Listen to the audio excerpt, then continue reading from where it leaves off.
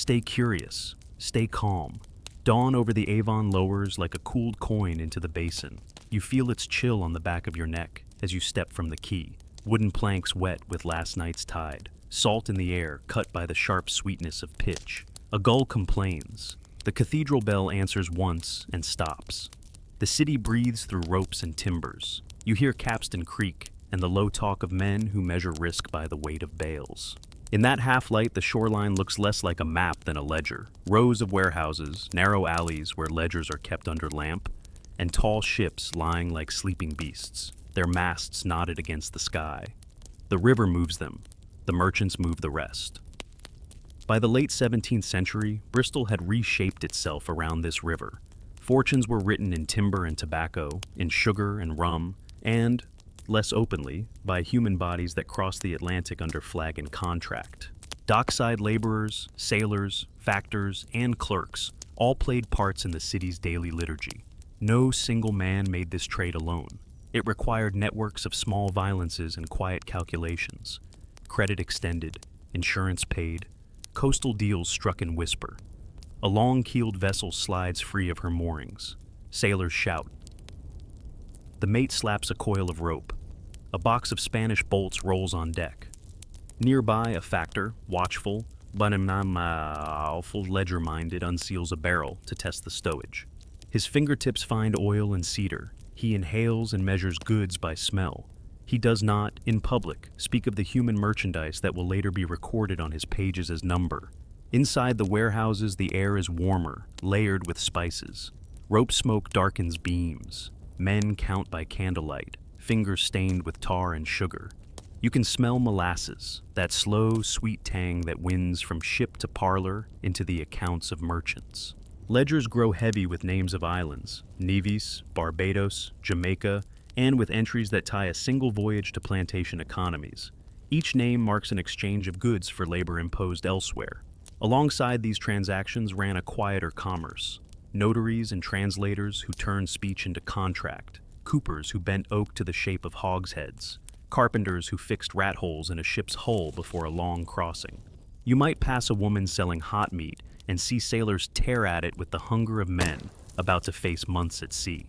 The undercurrent of the port is human and domestic. Stitches, a child's cry, a dog that refuses to leave a salted rope.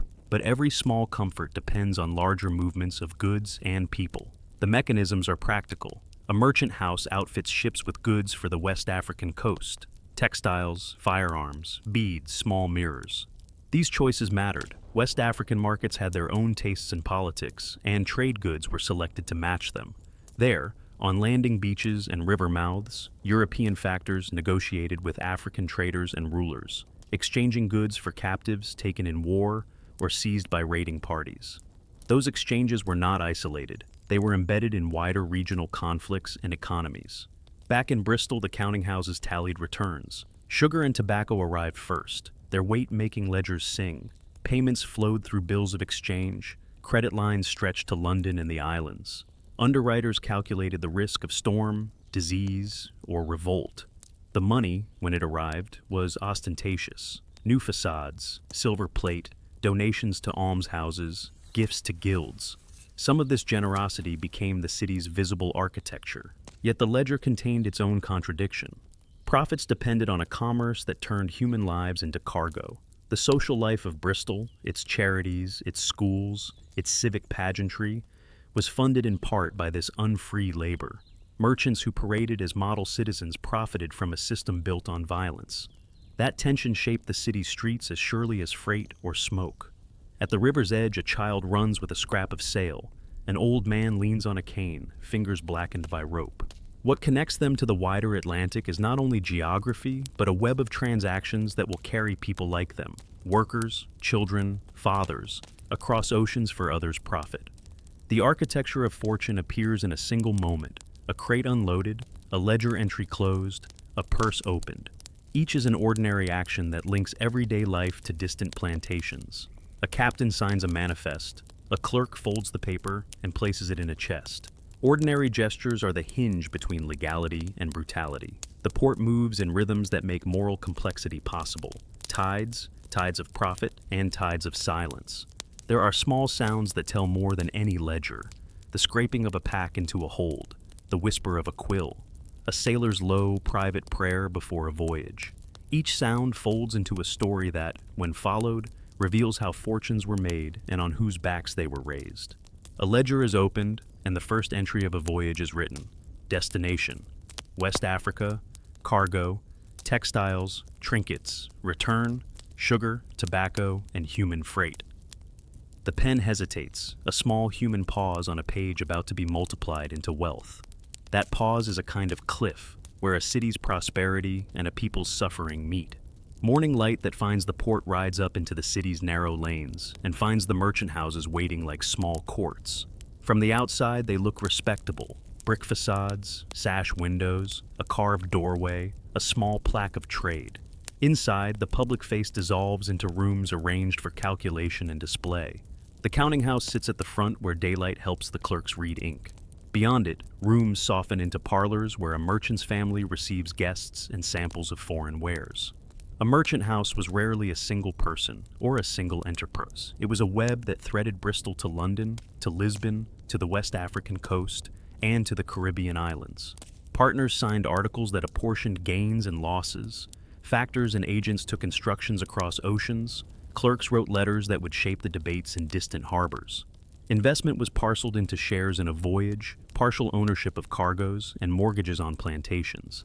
That dispersal of risk meant the fortunes of many depended on a pattern of repeated, smaller undertakings rather than on a single great prize. The counting house smells of ink and beeswax and the faint metallic tang of coin. Ledgers are leather-bound, margins neat, columns for goods, pounds, shillings, pence, and columns that, without flourish, record human beings as units of cargo. There are formalities to the numbers, weights of sugar, prices per hogshead, and then there are the shorthand notations for captives, recorded on the same page as casks of molasses. Clerks move with practiced care. One wrong figure can bankrupt a house. One missing endorsement can void a bill of exchange and set creditors to barking at a door.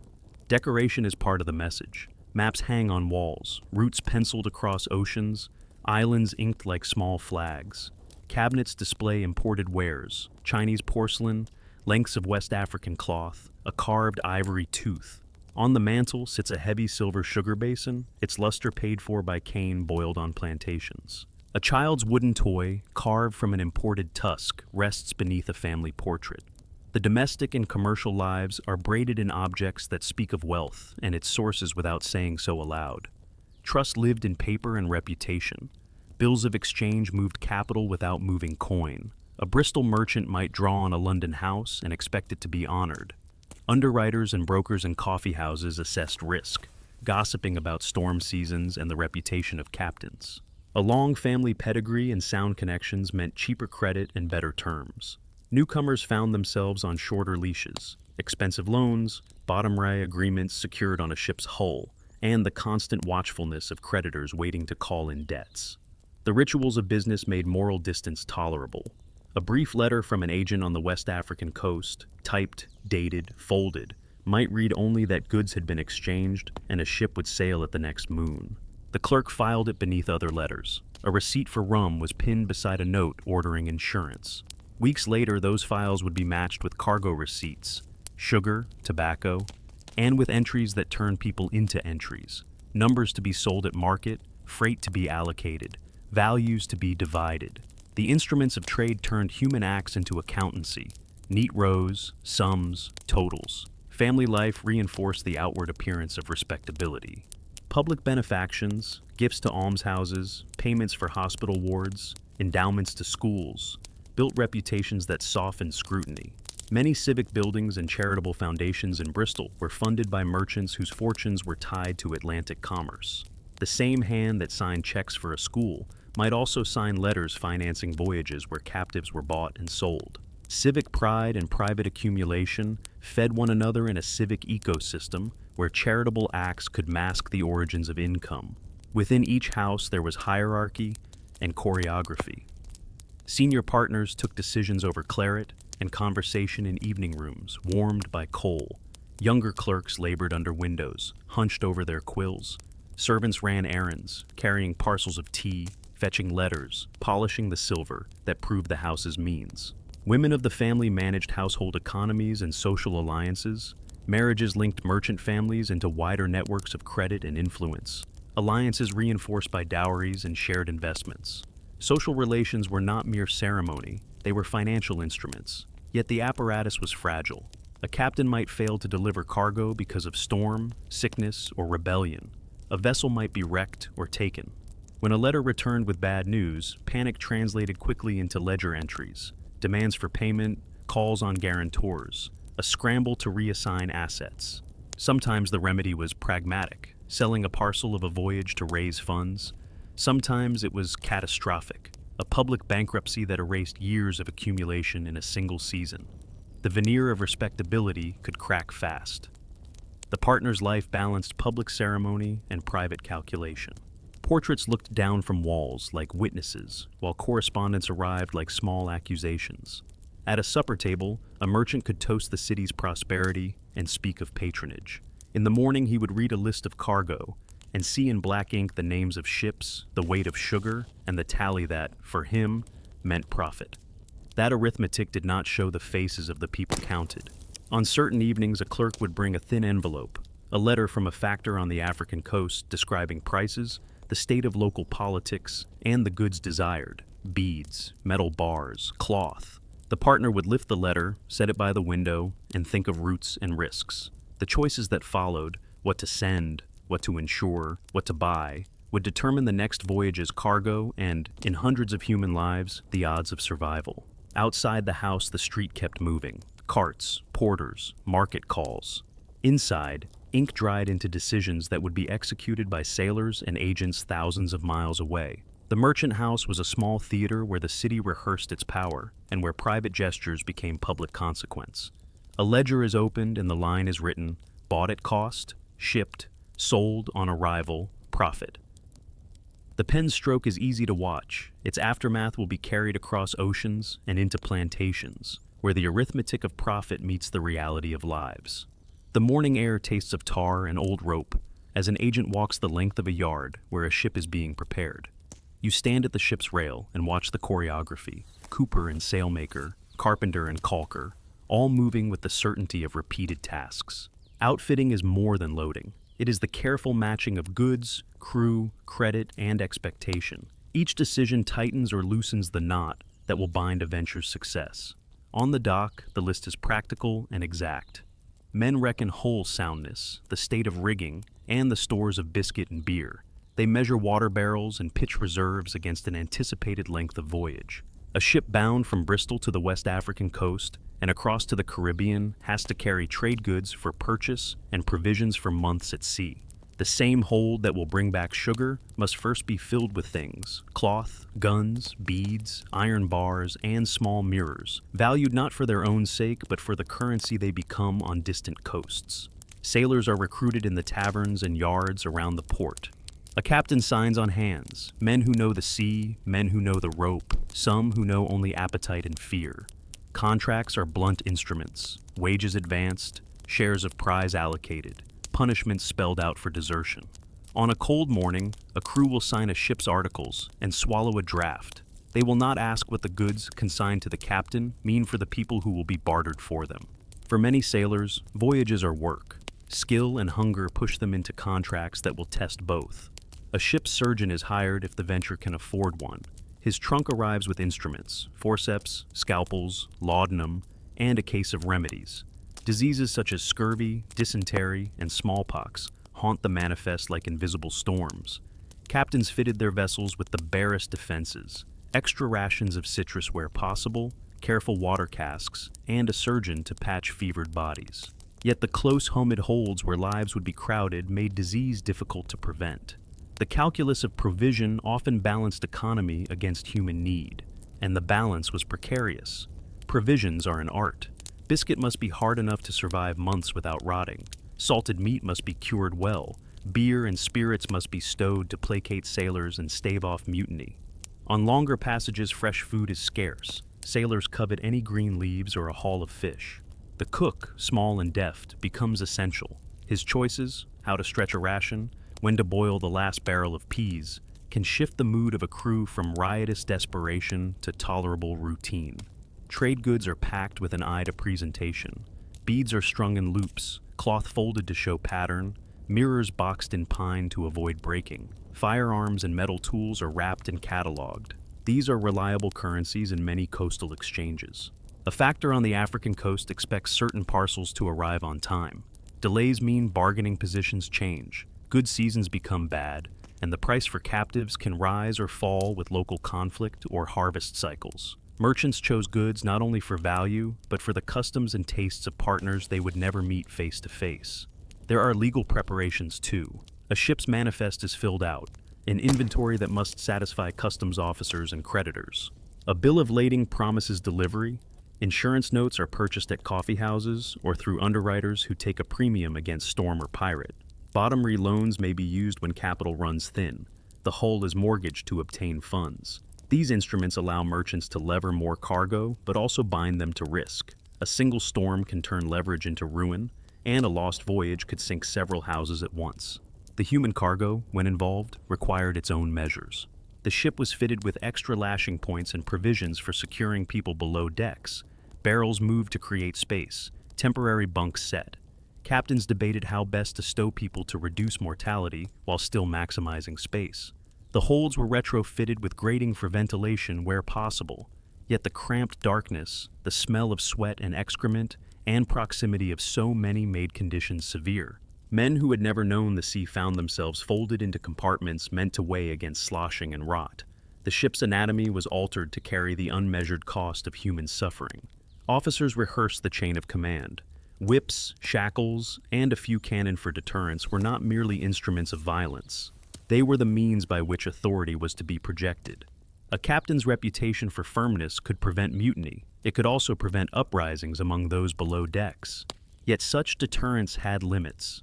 Rebellion, resistance, and flight were ever-present risks, each one a moral and financial hazard that could overturn a voyage.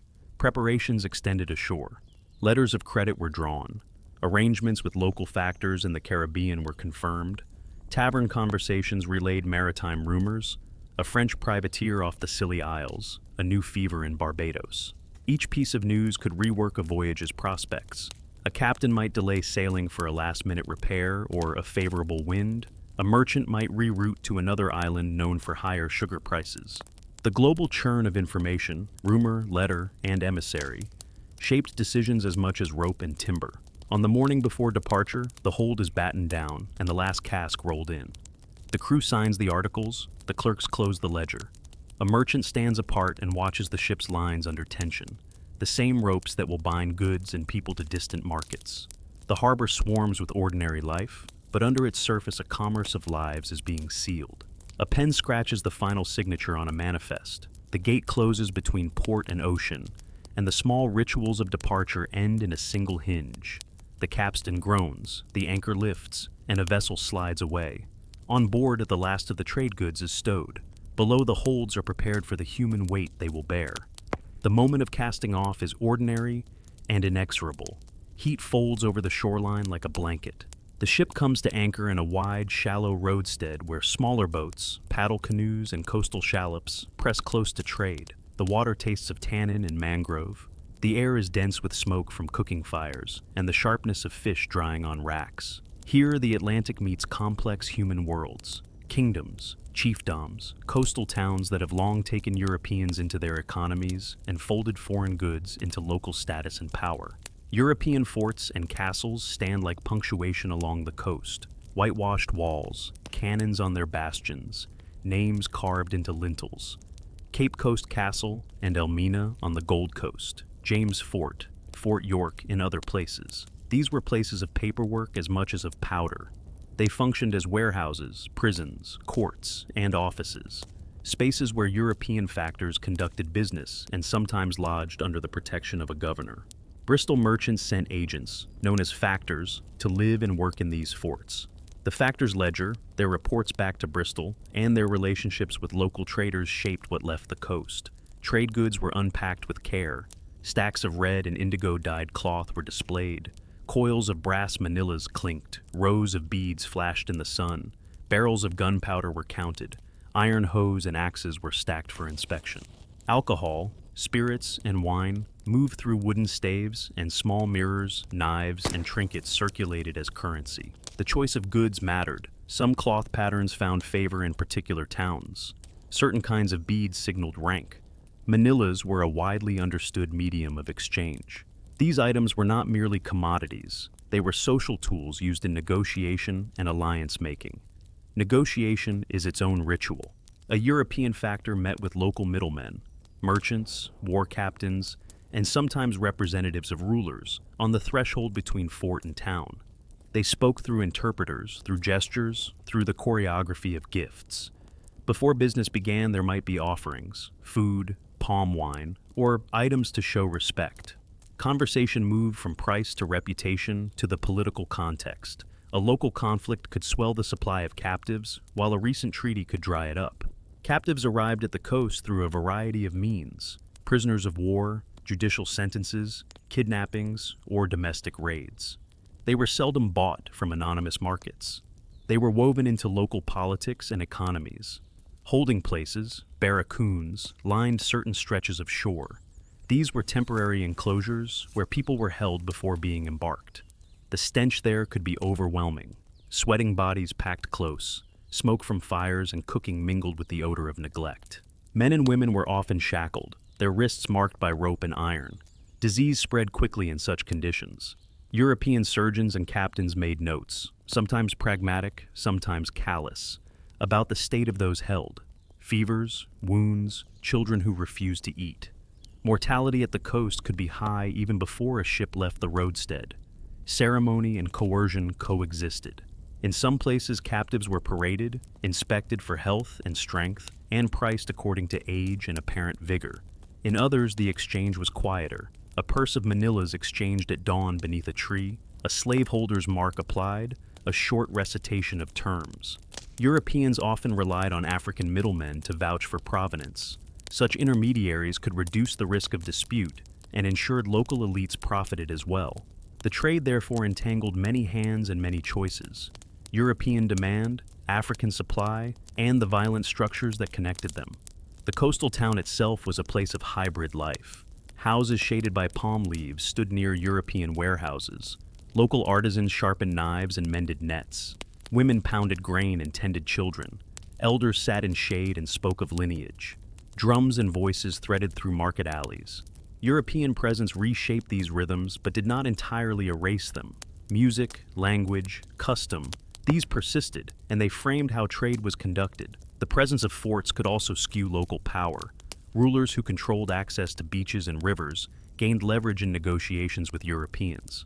On a business day, a Bristol factor wrote letters that named islands and prices, that annotated the condition of the captives, and that requested a sailing schedule. He balanced the urgency of a desired cargo against the fragility of human bodies he described as lots on his paper. His reports reached clerks in Bristol weeks later, translated into numbers and risk assessments.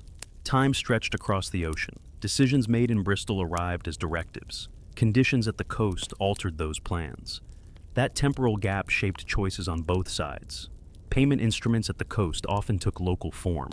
Manillas, bars of brass, and textiles could pass hands as easily as coins. But British law and custom demanded paperwork, receipts, endorsements, and manifests. A captor might receive a signed note acknowledging delivery. A factor might issue a promissory bill to an African merchant. Those papers meant that when cargoes were shipped and later sold in the Caribbean, the accounting could be traced back through a chain of exchange. The traceability made the commerce legible to Bristol's counting houses, while obscuring the human stories behind each line. The ecology of the coast carried its own hazards. Wet season rains could rot goods, salt spray aided iron, and fevers took men whose immunity was slim. A delay could transform a profitable venture into one scarred by sickness and loss. Sometimes a factor would advise a ship to wait for a better season. Sometimes a merchant in Bristol would order quick loading to meet a market in Barbados where sugar prices had spiked. Those pressures, market demand and environmental reality, were constantly in tension. At night, the fort sticks glowed where torches burned. In the darkness beyond, fires of villagers marked the outline of settlements.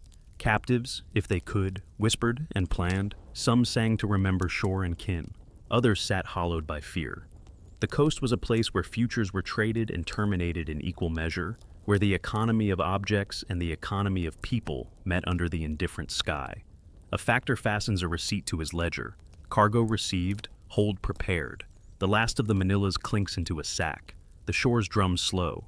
The ship's longboats wait to carry the assembled human cargo to the waiting hull. The moment of loading is near, and with it the sea that will put distance between worlds. The ocean takes its own shape of time.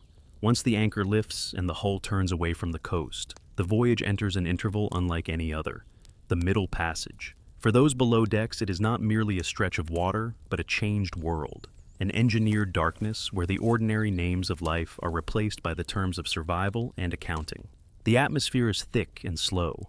Light filters through grates like pale coin, and the ship's timbers become a ceiling that presses on lungs and nerves. Below the hold is a different climate. Heat gathers and pools. Breath and sweat make the air taste metallic. Men, women, and children are packed into compartments the size of rooms, separated by rough planking and rope. The ship creaks. Bilge water sloshes faintly beneath the boards. Smells are the first language of that place. Bodily odors mixed with tar and rope, with vomit and urine, with the faint, sweet rot of spilled molasses. Lice move in patterned swarms. Flies find every opening. Sleep, when it comes in fits and in the standing posture. Dreams are short and shared. The physical arrangements vary by ship and season. Some captains adopted what was later called tight packing, stowing as many people as the hull could hold. Others favored fewer individuals to lower the risk of disease, loose packing. The debate had a clear arithmetic. More bodies promised more profit if they survived the passage. Fewer bodies might mean better survival rates and thus higher returns. Parliament, merchants, and insurers watched these choices because they altered both mortality and margin. Visualizations, most famously the diagram circulated by abolitionists showing the cramped layout of a slave ship, made this horror legible to a public that rarely saw the hold itself. Disease is constant. Scurvy, dysentery, smallpox, and fever move through a crowd like a storm. The confined space and scarce ventilation make fevers easy to breed. Captains and surgeons kept registers, lists of names, symptoms, and deaths, because death altered the financial calculus of a voyage. Surgeons' journals survive in archives, blunt documents that record needles of pathology between lines of commerce, counts of the sick, crude remedies, and sometimes a remark on the manner of death. Medicine then was limited. Poultices and purgatives, laudanum and bleeding were tools of a practical, often desperate surgery. Fresh water and greens, when available, were the most effective prophylactics, but fresh provisions were rare once the ship had cleared the coast. Nutrition and routine are part of the ship's daily economy. Sailors and captives are fed at different rates and with different rations. The quality of food for those below decks is often worse. Sea biscuit, wet with the contents of a tub, and watery soups are common. The roar of waves above is an indifferent metronome. On deck, the crew hoists sail and trims for wind. Below, the rhythm is measured by the scraping of chains and the occasional cry. Captains, calculating, have to weigh the cost of better provisions against the hole it makes in their stores. In many cases, economy won. Language and culture persist in cramped spaces. People from multiple regions find themselves forced into proximity. Different tongues, songs, memory of distant gardens and markets. They trade fragments of language, hold on to prayers, keep vigil for relatives left behind. Sometimes they sing in low voices to remember home. Sometimes a child's sob becomes a small map of grief. These human acts of cultural continuity are acts of resistance in themselves, repositories of identity that the ship cannot entirely erase. Rebellion is part of the passage's shadow. Uprisings occurred despite the odds. Men and women below decks learned patterns of guard shifts. They seized moments when sailors were careless. They used cutlasses and improvised tools, and they took advantage of storms or darkness. Captains prepared for such moments with shackles, armed watches, and sometimes brutality. Suppression could be swift and ruthless. Often corporal punishment was used either to deter or to break resistance.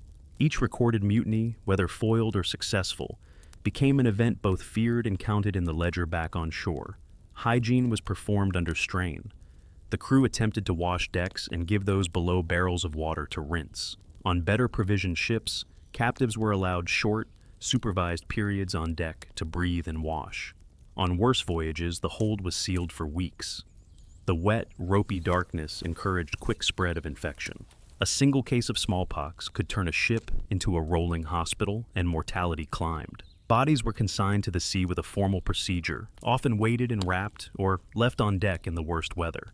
Burial at sea was a ritual performed mechanically. A tally crossed from the surgeon's list to the captain's manifest, and, on the ledger, to the merchant's account.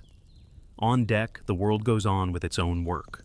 Sails are trimmed, charts consulted, and navigational fixes taken by the sun and stars. Weather can make the difference between a passage of 6 weeks and one of 3 months. The strain of extended time at sea escalates tensions. Scurvy weakens muscles, tempers fray, and the crew too can fall ill. The captain's decisions, how much sail to set, whether to heave to in a storm, whether to make for a nearer port, are not just nautical.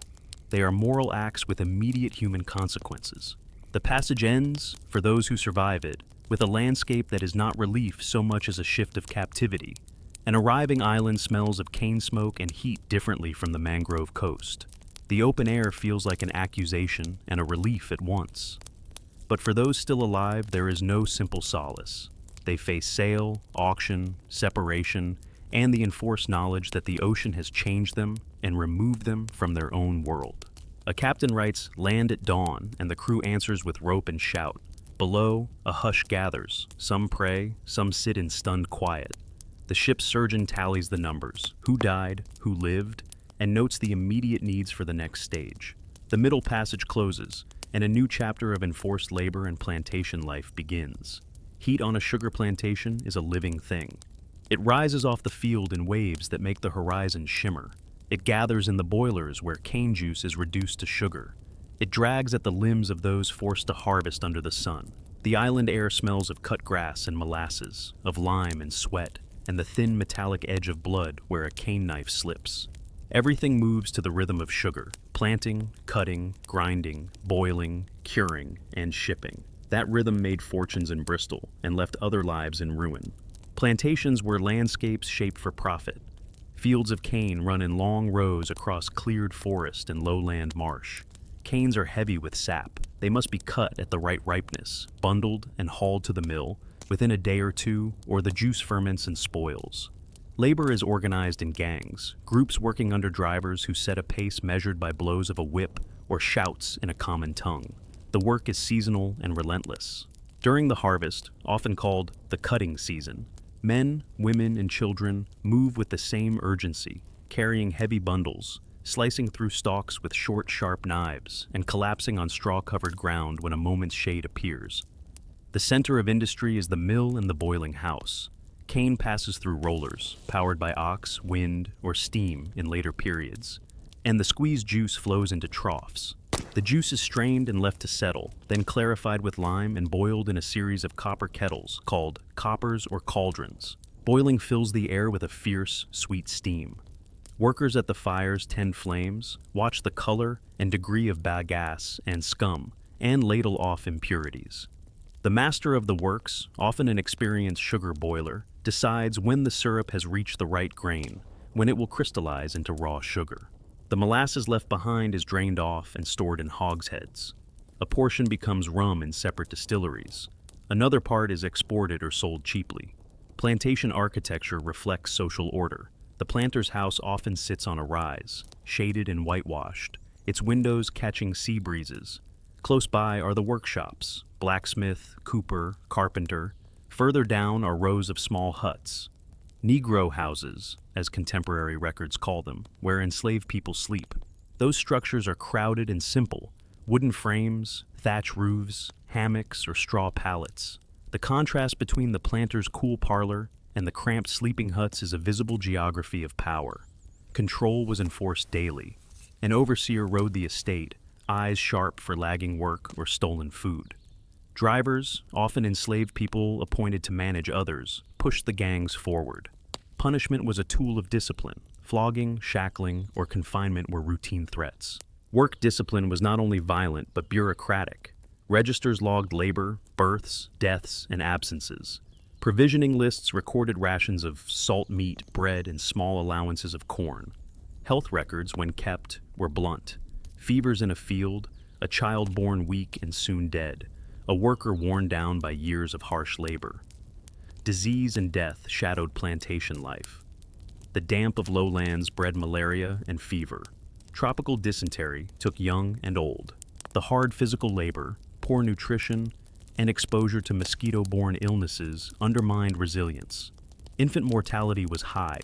Life expectancy for newly arrived captives was often measured in years, not decades. That mortality, part statistical, part lived, shaped the planters' accounting. High death rates demanded constant imports of new captives to maintain labor stocks, which in turn fed the demand for Atlantic voyages and the cycle of forced migration. Families were a private casualty.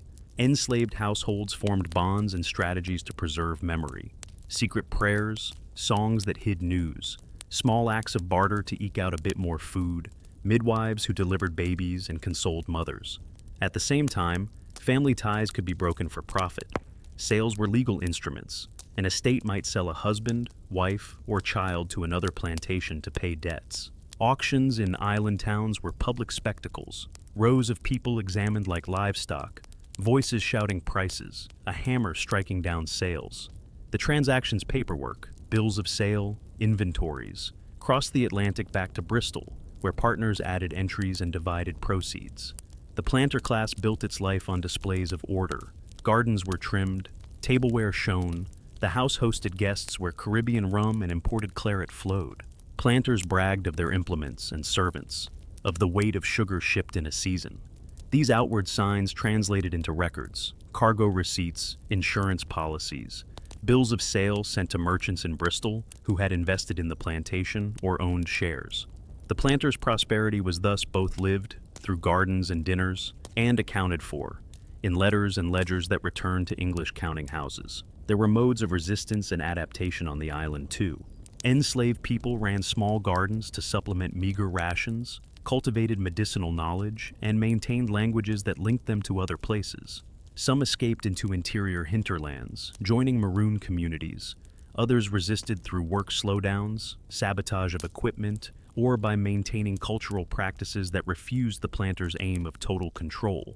Such acts were often small and dangerous, but they interrupted the plantation's smooth economy and reminded everyone that labor under domination always bears a human will. Economically, sugar reshaped everything. It demanded capital, mills, plantations, ships, and credit. The returns were spectacular in good seasons. A successful sugar harvest could pay off investors and underwrite a house's expansion in Bristol.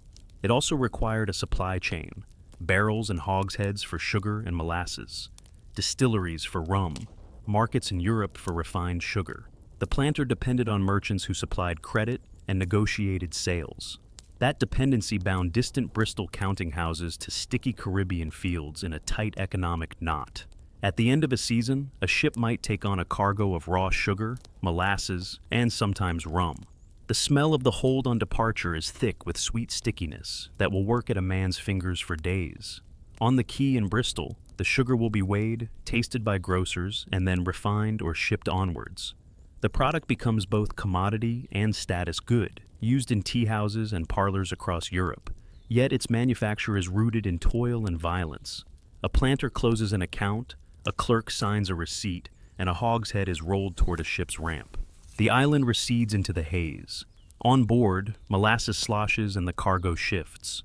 On the quay, ledgers are updated, and a merchant's smile is measured against the cost that remains uncounted. Sunlight through a high window makes dust motes hang above desks, where clerks move like small, accurate machines. The counting house is an arithmetic theater, heavy table, inkpots, quills, neatly stacked ledgers, and a low stove whose breath warms the room in winter. Here fortunes are translated into paper, bills of exchange, promissory notes, insurance certificates, and the city's global entanglements are made legible through columns and endorsements. Credit is the city's fuel. A Bristol merchant rarely paid in coin for a whole voyage. He bought on credit, drew bills to be accepted in London, and promised payments that would be met by the sale of goods in the Caribbean. Merchants used bills of exchange to move value across space without transporting coin. A bill drawn in Bristol and accepted in London could be discounted for immediate cash by a banker or factor. That chain, draw, accept, discount, allowed capital to be fluid and voyages to proceed without chests full of metal clinking down the quay. Insurance turned risk into a commodity. Underwriters pooled capital and took premiums to cover losses. Shipwreck, storm, piracy, or shipboard revolt. The principle was simple in theory. Many small payments, premiums, offset the occasional large payout, loss. Insurance contracts were prepared in the counting house. Premiums were calculated against cargo values and the odds of misfortune. Coffee houses and brokers in larger ports marshaled expertise. In Bristol, the practice often relied on syndicates and pragmatic arrangements among partners. To sign as an underwriter was to place a name against risk and to bind reputation to a ship's fate. Companies and partnerships spread that risk. Merchants formed consortia to underwrite voyages or to buy parceled shares in plantations. Ownership blurred. A single plantation or a cargo could represent many absentee investors, each holding a sliver of profit and a sliver of blame. That dispersion of ownership meant both risk and responsibility were diffused, making direct culpability harder to name while keeping many pockets lined in the event of success. Banks and brokers knitted this system into a functioning market. Private bankers accepted deposits, discounted bills, and extended loans. A merchant might use a banker to cash a bill of exchange, to draw down a line of credit, or to pledge goods as collateral. In tighter seasons, houses relied on bottom-ree loans, where the ship itself was mortgaged to secure finance, raising the stakes. A lost vessel meant lenders might lose everything. Such instruments made voyages possible and precarious in equal measure. Audits and inventories kept houses legible. Clerks tallied hogsheads of sugar, casks of rum, and crates of cloth, marking sealing impressions and serial notations. Inventory lists tied cargo to contracts. They were the evidence used when claims were made to underwriters or when creditors demanded payment. Ledgers contained a strange intimacy. Alongside the mundane numbers, a clerk might note sickly, died, or reduced due to rot, hints that human lives in the material world complicated neat arithmetic. Debt was not abstract. It had physical consequences.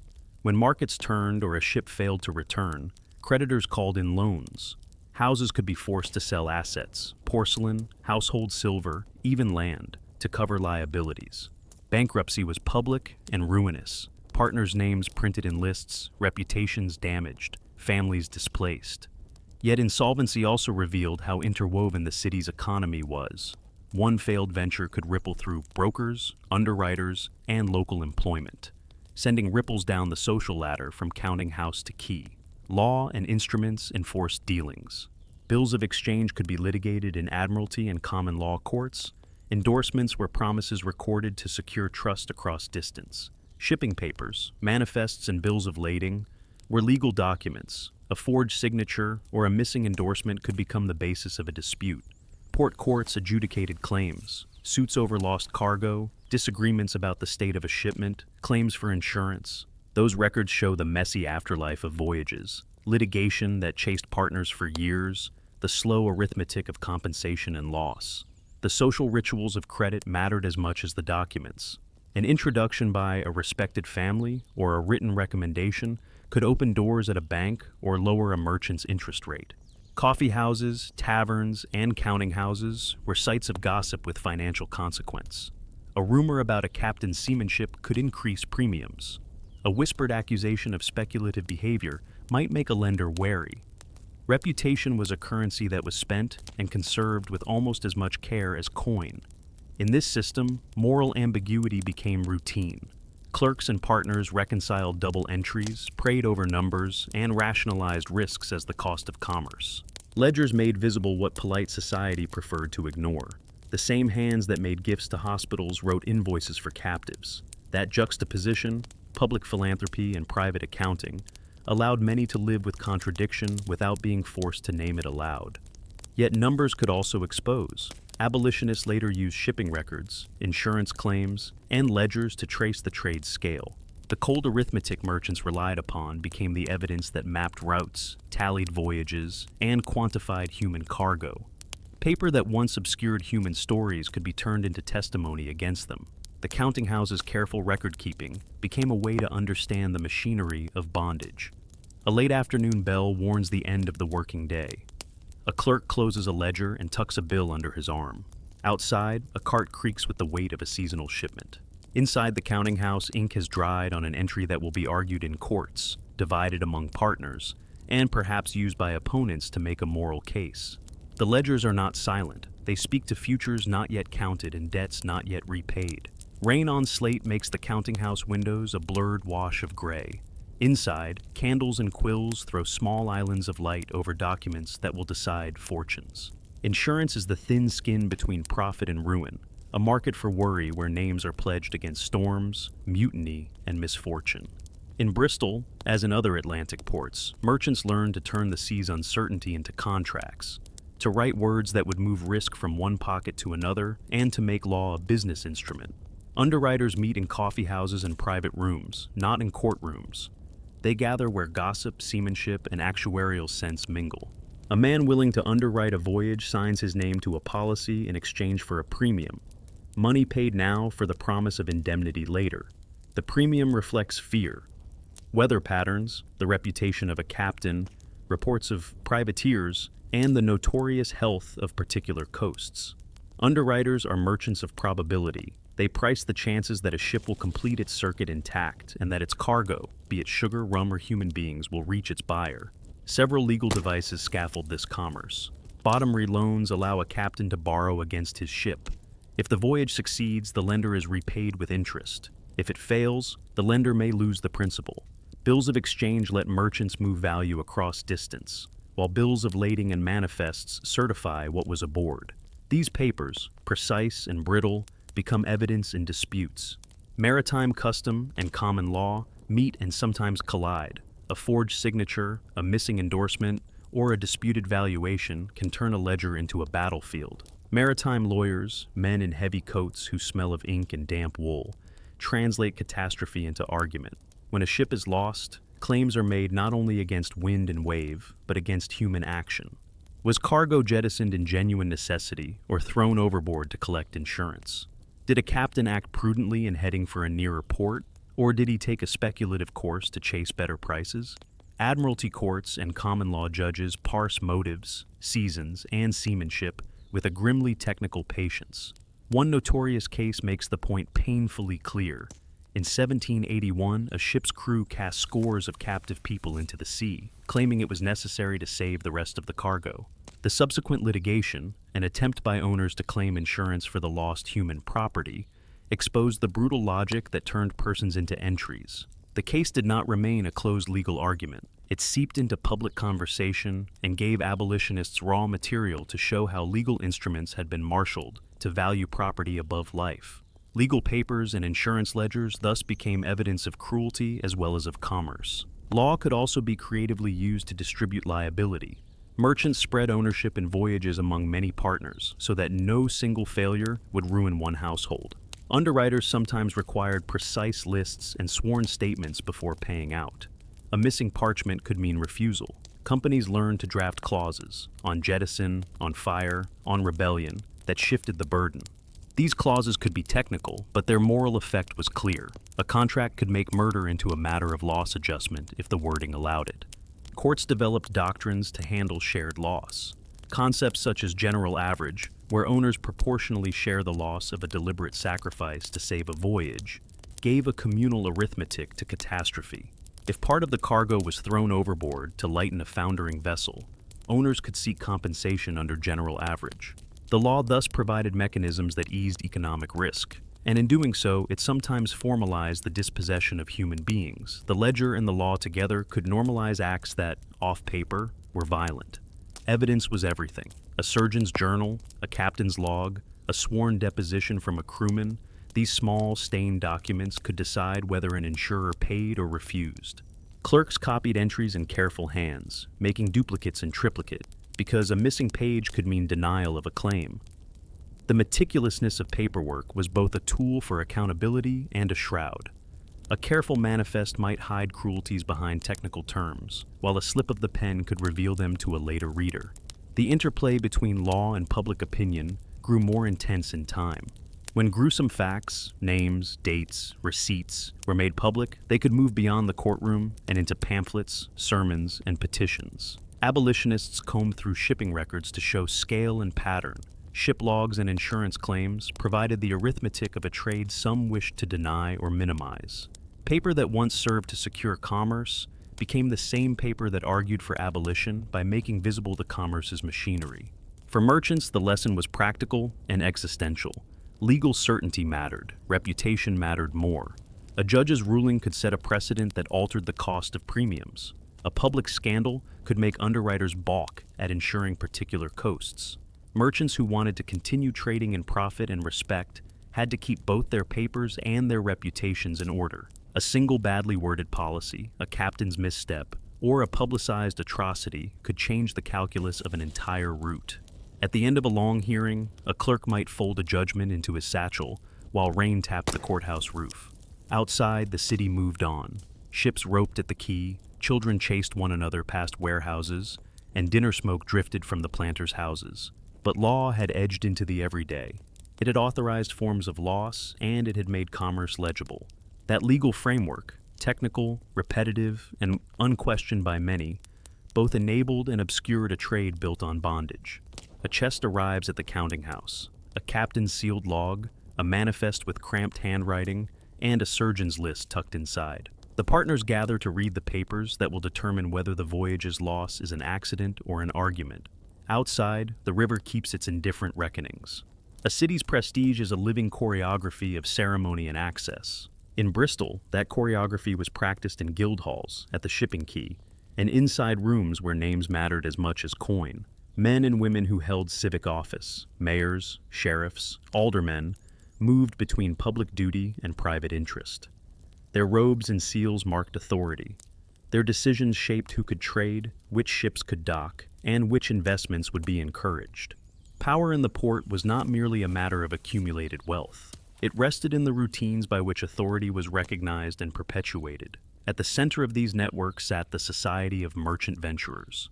Incorporated to promote and regulate maritime commerce, the society admitted members who managed shipping, underwrote voyages, and represented the city's commercial interests. Its hall, warmed by oil light and the scent of polished wood, functioned as a place where contracts were discussed, apprentices were vouched for, and reputations were consolidated. Membership conferred more than social standing. It opened channels of credit, access to colonial markets, and informal influence in civic affairs. A handshake there could be the first step to a bill of exchange. An introduction could secure a captain or a partner. Ceremony made the connections visible. Civic processions, feasts after mayoral elections, and gifts to hospitals and schools presented a public face that linked commerce to benevolence. Silver plate gleamed in great halls. Sermons on Providence were given in parish churches. Plaques commemorated benefactors whose names became part of the city's architecture. In these moments, the city celebrated itself, and merchants displayed the visible fruits of trade: stately houses, family portraits, and philanthropic endowments. For many donors, the impetus was complex: piety, public duty, social ambition, but the result shaped how the city appeared to its own people and to visitors. Politics and trade braided tightly. Serving as an alderman or as a member of parliament often required wealth, and merchants could secure influence by funding civic projects or supporting electoral campaigns. That influence had concrete effects. Regulations about the harbor, decisions on customs enforcement, and lobbying in London for favorable navigation laws all reflected the priorities of those who profited from Atlantic commerce. Merchants who represented Bristol in higher fora carried the port's concerns with them, and their votes could alter tariffs, shipping privileges, and legal interpretations that mattered for the balance of profit and risk. Informal arenas extended the political field. Coffee houses, private clubs, and taverns were where men exchanged rumors, debated the seamanship of captains, and calculated insurance premiums. Conversation moved money. A captain's reputation discussed over a heated cup could alter an underwriter's willingness to insure. A whispered account of a ship's recklessness could tighten credit or push a broker to demand brighter terms.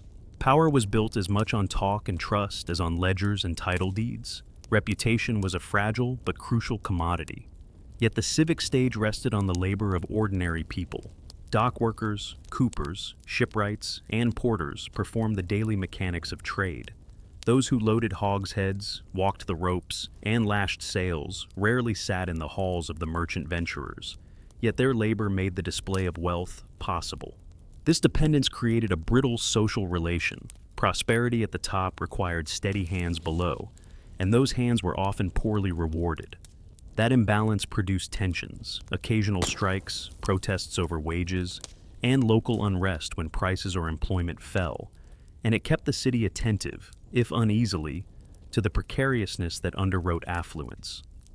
Moral unease circulated within the city as well. Religious dissenters, particularly Quaker meetings and some evangelical congregations, raised objections to the trade in human beings. By the later 18th century, pamphlets, petitions, and sermons made the moral stakes of commerce a subject of public debate in many towns. These voices were sometimes marginal within the halls of power, but they were persistent, pressing the question of whether civic prosperity could be separated from the suffering that produced it. Their method was often documentary, collecting testimony, citing manifests, and appealing to conscience. And their presence complicated the neat social scripts that public ceremony aimed to maintain. Public scandal could pierce rituals that otherwise sanctified commerce. Court cases, newspaper accounts, and depositions sometimes lifted private transactions into the open. When underwriters, captains, or factors were implicated in particularly brutal voyages, the press could strip ceremony away and reveal the accounting underneath. Such moments forced merchants to defend reputations, altered the cost of credit, and could prompt debate in civic councils. Reputation was no mere vanity. It had material consequences for insurance rates, for credit lines, and for the long-term acceptability of certain routes. Generosity and exploitation often sat side by side. Almshouses, hospitals, and schools were frequently endowed by men whose profits had colonial origins. A hospital ward paid for by sugar profits and a school library, bought in part with returns from plantation trade, were real public goods. Townspeople used them, children learned in their rooms, and the sick received care. Yet the same capital that produced these benefits had been generated through systems of forced labor and dispossession.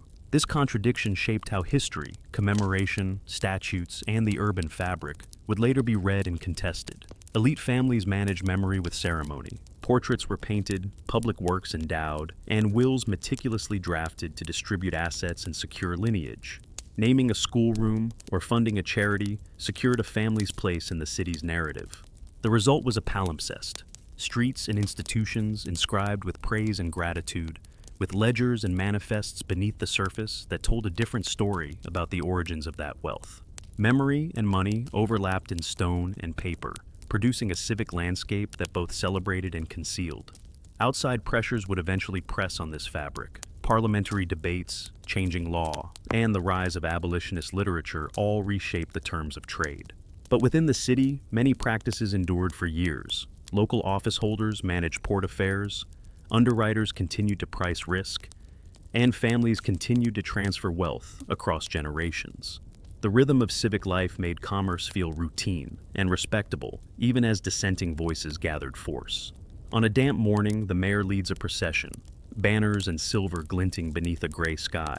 In the counting house, a clerk turns a page and pauses at an entry that links a charitable bequest to the profits of a voyage. The street outside and the page inside belong to the same city, but they tell different stories, and one small ledger entry is enough to make that difference visible. Bristol announced its prosperity in stone and silver. New brick facades replaced leaning timber. Sash windows brightened parlors that displayed imported wares. Donor names gleamed on hospital wings and schoolrooms. Ships' flags fluttered at the quay and gilt plate flashed on mantels. These visible signs, the new townhouses, the church windows, the civic banners, were the city's proud face.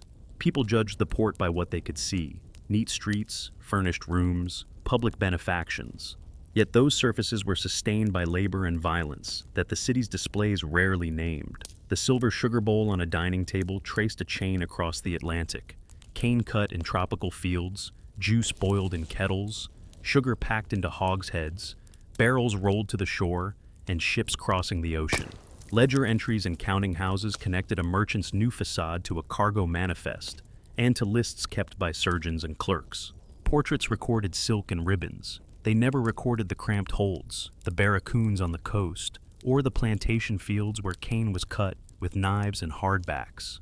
Philanthropy polished reputations and funded real civic goods. Merchant donations paid for schools where children learned reading and arithmetic. They endowed almshouses that sheltered the elderly. They paid for infirmary wards that eased suffering. Plaques in stained glass recorded names, making private fortunes part of the public architecture. Yet the sources of those fortunes were, in many cases, bound up with the Atlantic trade. A hospital wing might be a genuine benefit to the city, while also signaling how profit was being transmuted into respectability. Material culture made the contradiction tactile. The sweetness of a teaspoon of sugar in tea connected a drawing room to the cane fields. Furniture made from imported hardwoods hinted at forests felled for export. The smell of molasses in warehouse lanes carried across to parlors where rum and brandy were poured. Objects and smells were indexes linking consumption to production, but they rarely came with an explanation attached. A drawer full of imported cloth might indicate fashion and taste without narrating the human cost embedded in its price. Display was political theater, funding a library wing, restoring a church window, or underwriting a civic feast were acts that secured social standing and influence. Plaques inscribed names for posterity, memorials placed families into the city's long-term narrative. Over time, civic landscapes, streets, schools, hospitals became palimpsests of gratitude that often omitted inconvenient origins. Public honors could confer legitimacy and make uncomfortable economic foundations less visible to everyday observers. Beneath these performances lay the daily labors that made display possible. Dock workers hauled heavy hogsheads in rain and frost. Coopers bent staves until their hands were sore. Domestic servants polished silver and served the very dinners where investments were discussed. These labors were skilled and essential, but often poorly paid. Families of wage earners lived precariously, vulnerable to illness, injury, or an unpaid invoice. The gulf between parlor and quay was not simply rhetorical. It shaped diet, housing, health, and future prospects for those who labored. The city's fortunes were sensitive to distant storms and wars. A hurricane that ruined Caribbean cane could erase a season's profit. Privateers and wartime seizures could capture convoys and ruin an investor. When losses mounted, credit tightened. Merchants called in loans, orders were cut, apprenticeships dwindled, workshops closed. Conversely, a boom season could flood the city with coin, fund new construction, and sponsor public festivals. Local rhythms of employment and charity were therefore yoked to climates and conflicts beyond Bristol's streets. Moral debate threaded through these material rhythms. Religious dissenters and pamphleteers criticized the trade's ethics. Abolitionist writers compiled manifests, logs, and insurance records to show the scale of suffering. The very paperwork that merchants used to protect and move capital became the evidence for critics. Numbers and names assembled into pamphlets and sermons made the trade legible in a new way, not merely as private commerce, but as a public problem requiring judgment. Memory of the trade was multiple and contested. For many residents, the docks were livelihoods and community. For others, they were sources of shame and moral unease. The same street could hold a baker's stall, a cooper's yard, and the office of a merchant whose name was commemorated on a church plaque. Those layered presences complicated simple judgments. Urban life was made of intertwined stories, some of pride, some of sorrow, and visible wealth and hidden cost coexisted uneasily. There were moments when hidden costs became visible, court cases that documented brutality, widely read pamphlets, and heated debates in local councils forced reassessments of memorials and donations. Plaques that once read as civic gratitude were reinterpreted as evidence of complicity. Debates over commemoration shifted from questions of money to contests over identity, who should be honored, and which voices should be recorded in stone and archive.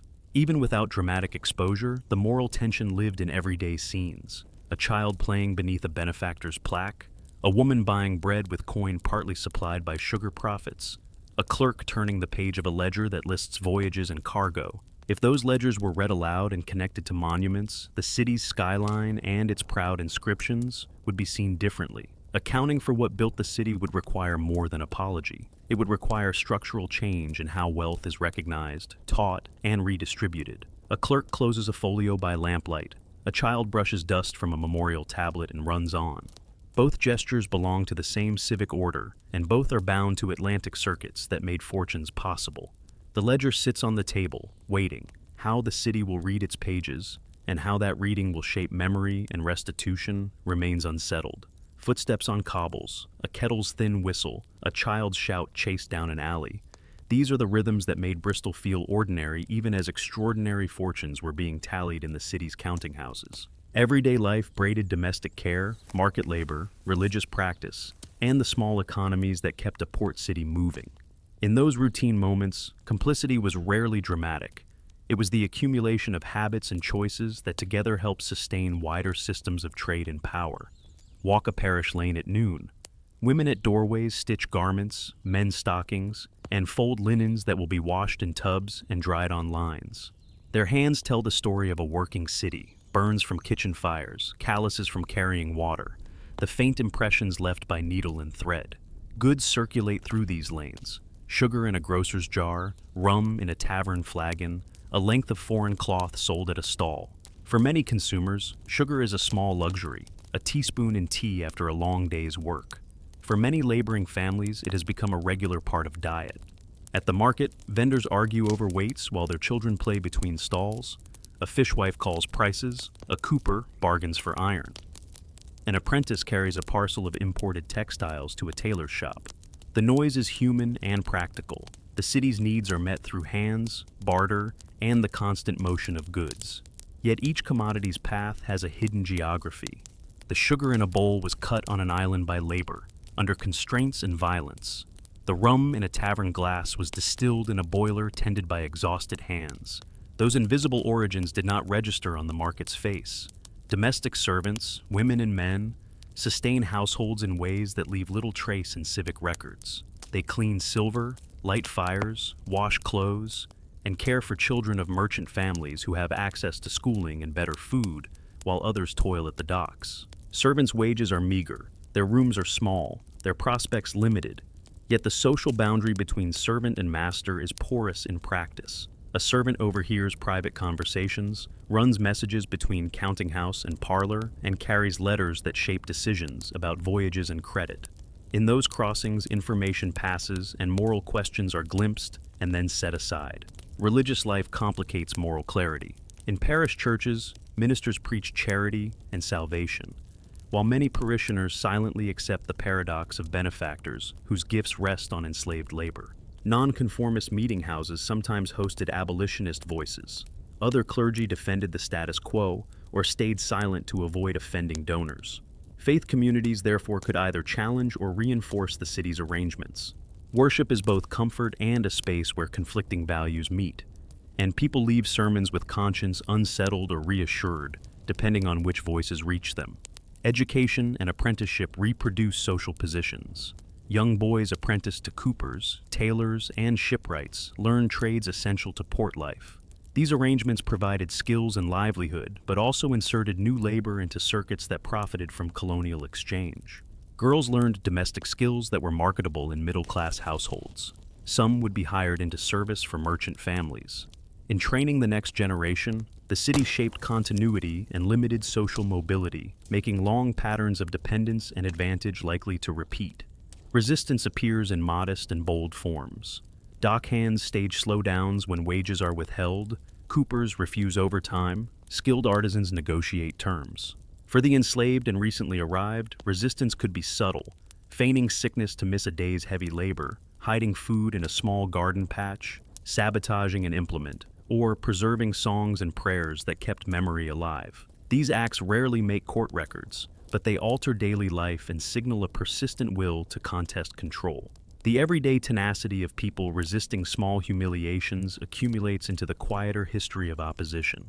Moral friction is visible in private rooms. A merchant might sign a benefaction to an almshouse while composing instructions for a voyage that depends on human cargo. A clergyman might deliver a sermon on the Golden Rule, and then accept a donation from men who profit from bondage. The friction is practical and emotional. Families use compromised incomes to feed children, apprentices need support, and local institutions depend on donations. The tension between conscience and necessity makes many choices ambiguous and sometimes anguished rather than cynically hypocritical. Information matters. Newspapers, pamphlets, and sermons circulate accounts of brutal voyages, auctions, and court cases. Abolitionist literature made the hidden visible by reproducing ship lists and surgeons' logs. Those textual revelations created spaces where ordinary readers could confront evidence that had once been technical detail in counting houses. The public response was uneven. Some were moved to activism, others to denial, and many maintained ambiguous silence while life continued. Memory is contested in everyday life. Families keep stories of origin and fortune in parlors. A child's bedtime tale will not mention the plantation labor that sweetens milk. Public monuments record benefactors' names, but rarely explain the plantations that financed those gifts. The city's collective memory becomes a patchwork. Pride in civic benefaction sits beside omissions and silences about provenance. As abolitionist voices and documentary records spread, those omissions were increasingly questioned, and new conversations began about what to remember and what to forget. The moral calculus of everyday choices resists simple judgment. Many who participated in the system were themselves enmeshed in obligations, debts, care for kin, or the need to secure a future. Their actions cannot be excused, but understanding them requires grasping the constrained choices available and the structural pressures at work. Complicity is often systemic and cumulative. The weight of many small acts becomes the support of a larger injustice. That truth does not absolve responsibility, but it helps explain how ordinary routines could sustain injustice. A merchant servant pauses with a parcel labeled with a sugar plantation's mark and feels the ridge of ink beneath his thumb. Outside, children chase a dog along the quay and a fishwife calls a last bargain. Inside, the city's gears keep turning, counting houses and parlors linked through objects and obligations. A small hesitation, a letter left unread, a question not asked, can be the place where conscience meets convenience, and where private life and public economy quietly collide. Resistance was practical, daily, and inventive. Across plantations, ships, and port towns, people developed strategies to survive and to oppose their condition, escaping into forests, forming maroon settlements, sabotaging machines, slowing work intentionally, preserving languages and rituals, and seizing moments to fight back.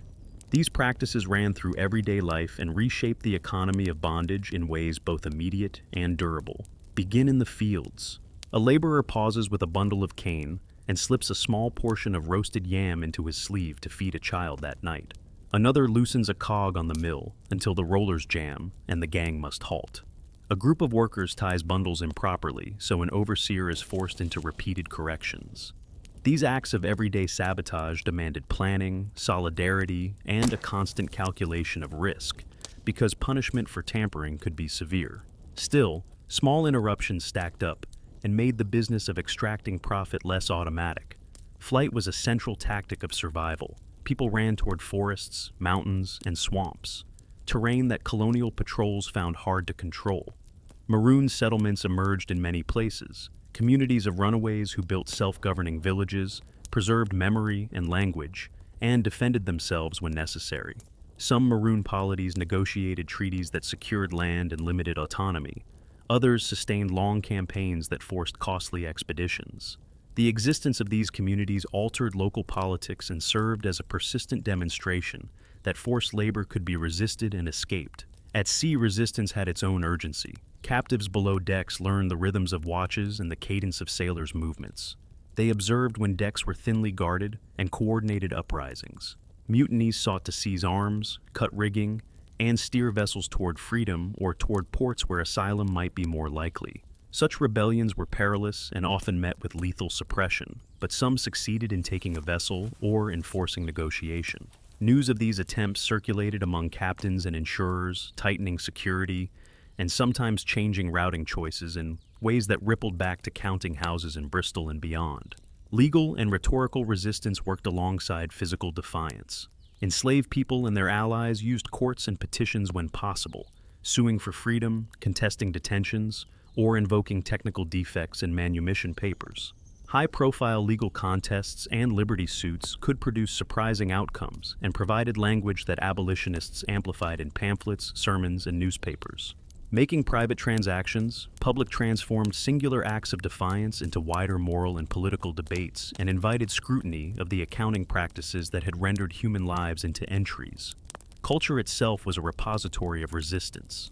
Songs, proverbs, and oral histories carried memory across generations and encoded practical information about routes, kin, and care. Work chants concealed messages about escape and coordinated labor. Ritual life, marriage rites, baptisms, funerals, sustained identity and asserted personhood under conditions designed to fragment social bonds. Midwives, herbalists, and elders were custodians of medicinal knowledge and social strategies that protected bodies and memories in the absence of institutional care. Networks of solidarity linked shores. Free black communities in London, Bristol, Liverpool, and other ports formed mutual aid societies, supported legal cases, and circulated petitions that pressured metropolitan audiences to confront the trade's human toll. Abolitionist societies allied with these communities, publishing slave narratives and reprinting shipping records and surgeons' logs so readers could grasp the scale of suffering. Personal testimony, paired with documentary evidence, moved public sympathy and furnished reformers with factual foundations for political action. Collective bargaining and strikes sometimes emerged when laborers coordinated refusals to perform particular tasks or to work under specified conditions. Such coordinated pauses were risky and could provoke violent reprisals, but they occasionally won concessions, extra rations, temporary respites during harvest, or leniency for the ill. These moments exposed how dependent plantation and maritime economies were on capable hands, and how fragile the totality of coercion could be when many withheld their labor. Resistance had clear economic consequences. Reports of revolt or sustained maroon activity increased insurance premiums on certain coasts, encouraged merchants to alter routes or cargoes, and compelled colonial administrations to divert resources to policing and militia. In these ways, the actions of the enslaved shaped markets, investment decisions, and policy across the Atlantic world. At the center of these histories are people who refused imposed status in countless ways, with arms, with songs, in courtrooms, and in the quiet withholding of effort. Those strategies forced adaptations in plantation management, altered maritime practice, and fed the moral and evidentiary energy of abolitionist movements. Resistance was a stubborn insistence on human dignity in the face of relentless commodification. A night watch in a plantation lane hears a distant low chorus. The overseer lifts a lantern and the field falls quiet. In that held instant, possibilities multiply.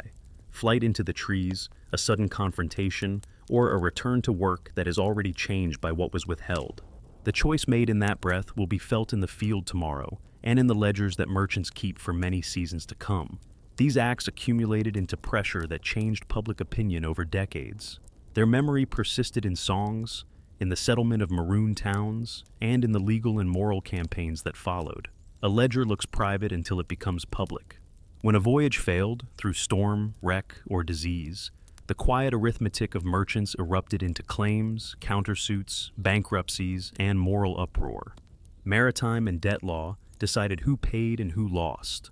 They also turned private accounting into evidence for public controversy and political pressure. Courtrooms were theaters of technical detail and rhetorical force. Admiralty judges and common law courts examined seamanship, weather reports, and the captain's decisions. Owners might insist that cargo had been jettisoned in necessity and invoke the doctrine of general average. Opponents scrutinized logs, crew depositions, and surgeons' journals for inconsistencies. A surgeon's list of deaths, a carpenter's note about a sprung plank, or a sworn crew statement could tip a judgment. What looked like a narrow dispute about seamanship often functioned as a public inquiry into the human cost of a voyage. Certain cases became emblematic. The Zong Affair of 1781, in which many captives were thrown overboard and the owners later sought insurance for the loss, moved beyond private litigation into public outrage. The insurance claim exposed the brutal arithmetic that priced human life, and abolitionists used the court papers as raw evidence in pamphlets, sermons, and public meetings. The Somerset case of 1772, where Lord Mansfield held that slavery had no clear basis in English common law, did not end colonial bondage, but it did sharpen metropolitan debate and gave critics a legal language to challenge practices on home soil. Bankruptcy amplified private failure into public spectacle. When a merchant house collapsed, creditors printed lists, seized goods, and parceled estates to satisfy debts. Insolvency inventories revealed tangled ownership, silver and family portraits listed beside bills tied to Caribbean plantations. Bankruptcy proceedings made visible how fortunes were bound to colonial property and how many investors often held fractional shares in a single voyage or estate. The practical consequence was social humiliation as much as financial ruin. Partners' names were circulated, reputations damaged, and families that had once sat comfortably in civic offices were suddenly subject to public scrutiny. Newspapers, pamphleteers, and caricaturists turned legal documents into popular drama. A deposition reproduced in a broadsheet could become the basis for a sermon illustration. A surgeon's tally reprinted with commentary could shame an owner who had donated to a hospital. Merchant reputations cultivated in the halls of society became vulnerable to print.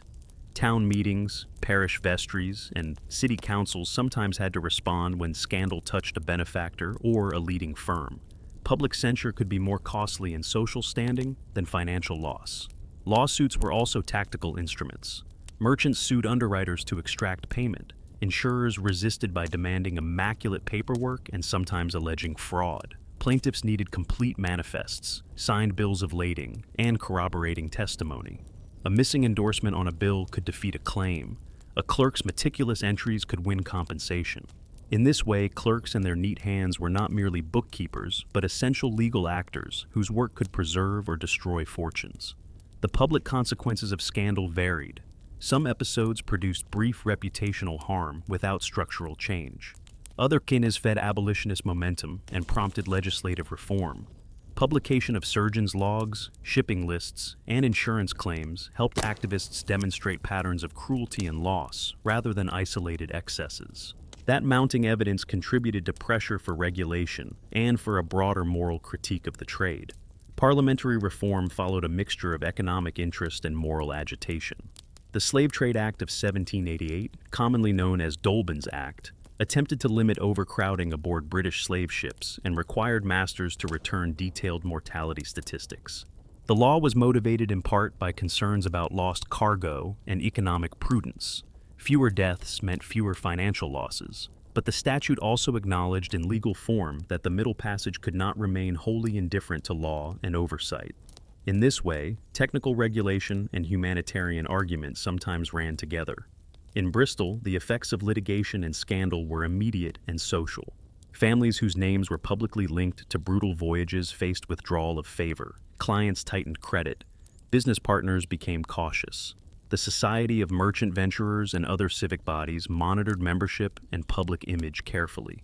Some merchants retreated from visible public life. Others increased conspicuous philanthropy to reframe reputations. Bankruptcy sales dispersed plantation-linked goods through town markets, making visible in domestic interiors the objects whose value had been produced overseas. The press and public activism produced further consequences. Printers and engravers reproduced lists, logs, and insurance extracts in formats designed to circulate. Quaker meetings, evangelical networks, and abolitionist societies assembled these papers into petitions presented to Parliament. The documents merchants produced for protection became the very materials critics used to make a moral case against the trade. Litigation also altered practices at sea. Insurers tightened clauses, requiring clearer manifests, better provisioning, and more detailed reporting. Merchants demanded stricter crew discipline and more careful record-keeping. Where documentation and provisions improved marginally, mortality could fall, and insurers adjusted premiums accordingly. Those were pragmatic adaptations motivated by profit and risk reduction, yet they also reflected the unintended effect of public scrutiny and legal exposure. A courtroom scene can be small and intimate, a judge reading a surgeon's list, a clerk handing up a bill of lading, a captain swearing under oath, and a gallery of townspeople waiting for verdict. The ruling, indemnity paid, claim denied, judgment entered, does more than settle accounts. It reshapes credit, reputation, and civic memory. Over decades, these legal contests echoed through philanthropic choices, memorial inscriptions, and later historical reckoning, ensuring that ledgers remained part of the city's conscience. Rumor and record combined to create political pressure. In the decades after the mid-18th century, a broad coalition, Quakers, evangelical ministers, free black activists, committed parliamentarians, and others, began to gather testimony and paperwork that made the transatlantic trade hard to defend in public. They organized petitions, lobbied Parliament, published first-person narratives, compiled shipping records and surgeons' journals, and circulated prints and pamphlets that made the ship's hold and the counting house ledger visible in towns and cities that had long received only finished goods. Personal testimony had an outsized effect. Former captives and sailors offered eyewitness accounts that described conditions in ports, aboard ships, and on plantations. Printed slave narratives and published depositions put human faces and voices behind the anonymous numbers in ledgers. Abolitionists also used the trade's own technical records as proof. Surgeons' mortality lists, port manifests, insurance claims, and trial records were excerpted and analyzed to show scale, pattern, and the predictable human costs that repeated voyages produced. Political organizing worked at both local and national levels. Committees in towns collected signatures and dispatched petitions to Westminster. Local activists arranged public lectures and circulated lists of voyages and deaths. In Parliament, a determined minority combined moral rhetoric with carefully compiled evidence. Mortality statistics, surgeons' logs, masters' depositions, and documented court cases were marshaled to demonstrate that the business was not only cruel, but also socially and economically destabilizing in ways that mattered to national interests. Religious and civic networks were central to mobilization. Quaker meetings were early organizers of petitions. Evangelical societies spread sermons and moral appeals that drew attention to everyday complicity. Women were particularly influential in consumer-based tactics. Household abstention from West Indian sugar and the promotion of alternatives turned private domestic choices into public acts of censure. These household practices, when multiplied across towns, made the consumption of slave-produced goods a subject of political shame and social pressure. Legal spectacles amplified reformers' claims. Court cases, insurance hearings, and admiralty disputes sometimes produced documents whose plain language and specific detail were shocking when reprinted in pamphlets or read aloud at public meetings. Surgeons' journals and captains' logs, copied into broadsheets, provided concrete examples of death, disease, and legal contortions that left abstract moral argument seeming insufficient. The reprinting of such material allowed reformers to move debates from abstract principles to documented events. Sustained archival labor made the moral argument persuasive. Activists, investigators, and sympathetic clerks collected ship logs, interviewed sailors and surgeons, tallied mortality, and assembled shipping lists port by port. This painstaking empirical work turned scattered anecdotes into consistent patterns. When moral indignation was paired with documentary evidence, it gained political traction in ways that passion alone had not achieved. Defenders of the trade deployed economic and legal counters. Merchants emphasized the ways in which Atlantic commerce underpinned urban employment, credit networks, and municipal prosperity. They appealed to property rights and contractual obligations and warned that abrupt prohibition would cause social and financial dislocation. Those arguments carried weight with voters and civic leaders whose livelihoods and prestige were bound to colonial commerce, and they helped ensure that reforms proceeded by incremental legal steps rather than by sudden prohibitions. Incremental reform, however, proved consequential. Early statutes sought to reduce the most lethal abuses. Overcrowding aboard ships was limited by law. Masters were required to return mortality statistics, and certain provisioning standards were encouraged.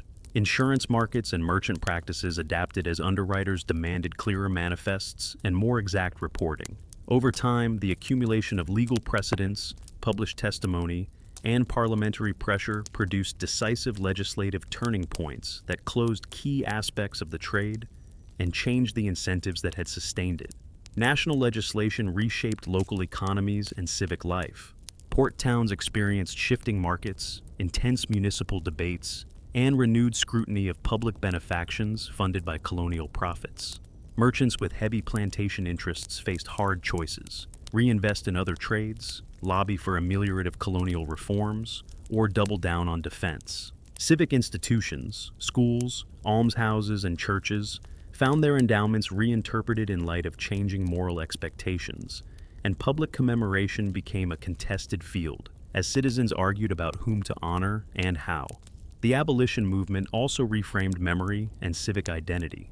Public lectures, anniversaries, and philanthropic campaigns linked anti-slavery work to broader reform causes such as education, missionary activities, and labor improvements. After legal change, contentious debates about compensation for owners, administration in colonies, and the economic futures of newly emancipated populations continued for years. Yet the movement's crucial achievement was to make the transatlantic trade an explicit subject of sustained national law, moral judgment, and public accountability.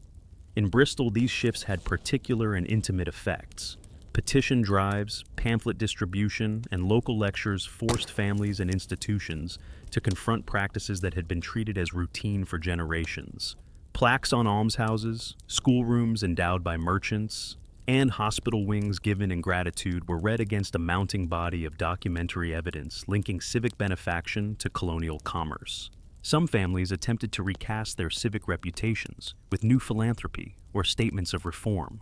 Others withdrew from visible public roles. The city's fabric, its architecture, its charities, and its ceremonies, was increasingly read as a palimpsest that required interpretation and reckoning.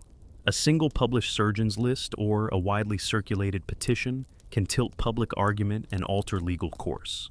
The market's moral reckoning came not as a single revelation, but as a concatenation of shocks, legal defeats, public pamphlets, courtroom exposures, and the persistent insistence of people who had been denied voice. In town halls and counting houses, in pews and parlors, the calculations merchants once performed with calm arithmetic increasingly met moral scrutiny. Meetings that had been about credit and cargo became forums where the line between acceptable commerce, and intolerable abuse was debated aloud. Merchants responded in varied ways. Some doubled down, defending property rights and warning that sudden prohibition would bankrupt families and cities. Others retreated from the most exposed routes and redirected capital into manufacturing, colonial administration, or domestic real estate. A number of families attempted to reconcile public expectation and private interest by funding hospitals, schools, and civic works that served local communities and, at the same time, reframed family reputations. Philanthropy became both remedy and rhetorical device. Law reshaped the market. Parliamentary acts that limited and then abolished the trade transformed incentives and ownership. The Slavery Abolition Act of 1833 legally ended slavery in most British colonies and included a large state-paid compensation fund for owners. That payment replenished many merchant pockets and, in several cases, financed fresh investments at home. It did not, however, deliver material restitution to those who had been enslaved. Emancipation changed legal status but left economic power largely intact, creating a painful asymmetry between legal freedom and material inequality. Economically, the market adapted. Planters reorganized labor regimes, invested in mechanization where feasible, and in several colonies turned to systems of indentured labor from Asia later in the 19th century. Merchants found new markets and redirected capital into industrializing sectors at home. Insurance and shipping practices evolved under legal and reputational pressures. Underwriters tightened clauses, required clearer manifests, and insisted on better provisioning to reduce mortality. The formal end of the Atlantic slave trade did not end Britain's economic entanglements with plantation products. It transformed them, shifting the forms of extraction and investment. Public commemoration became a test of honesty. Statues, plaques, and endowed buildings that celebrated benefactors were re-examined as evidence rather than mere honor. Communities asked which names should be celebrated, which stories should be told, and at whose expense public memory had been constructed. Street names, library wings, and hospital wards were reread against archival documents that traced funding back to plantation profits. Those reinterpretations sometimes provoked anger in defensive histories. In other moments, they prompted careful rewording, added context in museums, and public debates about what collective memory should acknowledge. Cultural work helped fuel the reckoning. Writers, historians, and memoirists drew attention to human stories the ledgers had obscured. Pamphlets and broadsheets had circulated surgeons' lists and ship manifests. Later scholarship assembled those fragments into patterns and local case studies that showed how deeply Atlantic commerce had been woven into municipal life. Museums, archives, and universities began to steward records that allowed the public to examine scale and mechanism. Archival visibility made the mechanics of profit legible in a new register. Everyday people negotiated the reckoning in practical ways. Families who had benefited from colonial capital sometimes acknowledged complicated inheritances through reform efforts and donations tied to education and welfare. Others insisted upon the separateness of past acts and present identity, arguing that contemporary citizens should not be morally culpable for ancestors' deeds.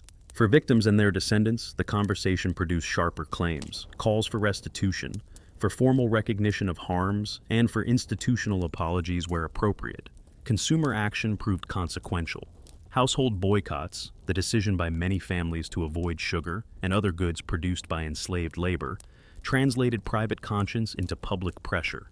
When widely adopted, these choices affected demand and supplied abolitionist movements with both symbolic and material leverage. Changing consumer norms, combined with legislation and shifting markets, altered the economic incentives merchants and underwriters faced. Yet the mechanics of inequality proved resilient. Compensation money flowed into banks, land purchases, and industry.